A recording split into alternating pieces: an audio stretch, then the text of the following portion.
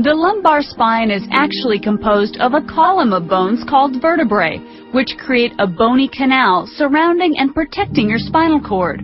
Small nerves called nerve roots exit the spinal canal through spaces between the vertebrae called foramen.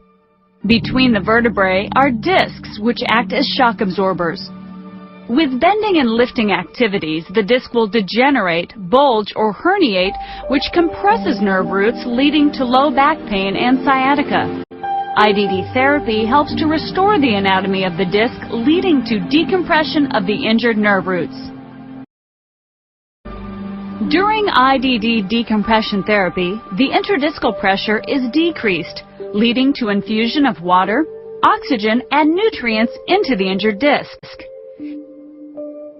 As the pressure in the disc drops, the bulging material in the disc retracts, resulting in decompression of the nerve root, leading to the end of backache. IDD decompression therapy.